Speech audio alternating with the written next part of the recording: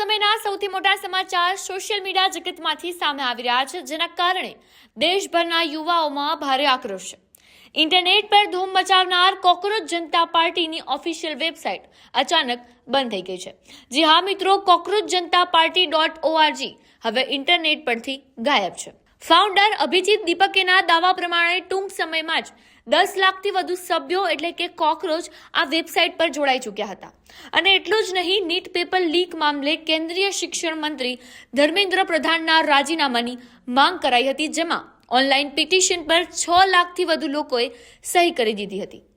આ ઘટનાને લોકશાહી વિરોધી અને સરકારની તાનાશાહી ગણાવતા ફાઉન્ડર અભિજીત દીપકે ટ્વીટ કરીને આકરા પ્રહારો કર્યા છે. સરકાર કોકરોચથી આટલી ડરે કેમ છે? આ પ્રકારનું વલણ ભારતના યુવાનોની આંખો ખોલી રહ્યું છે. અમારો ગુનો માત્ર એટલો જ હતો કે અમે અમારા સારા ભવિષ્યની માંગ કરી રહ્યા હતા.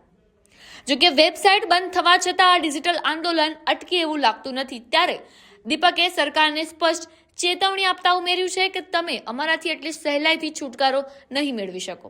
અમે અત્યારે નવા ઘર પર કામ કરી રહ્યા છીએ અને કોકરોચ ક્યારે મળતા નથી. તો હવે જોવાનું એ રહેશે કે આ વેબસાઇટ કોઈ ટેકનિકલ કારણોસર બંધ થઈ છે કે પછી જેમ અભિજીત દીપકે જે પ્રહાર કર્યા છે કે સરકાર દ્વારા કોઈ એક્શન લેવામાં આવ્યું છે એ છે. ત્યારે તમારું શું માનવું છે આ વિશે કોમેન્ટ બોક્સમાં જરૂરથી જણાવજો. આપના પોતાના પ્લેટફોર્મ લલકારને લાઈક કરો, ફોલો કરો, સબસ્ક્રાઇબ કરો અને શેર કરો.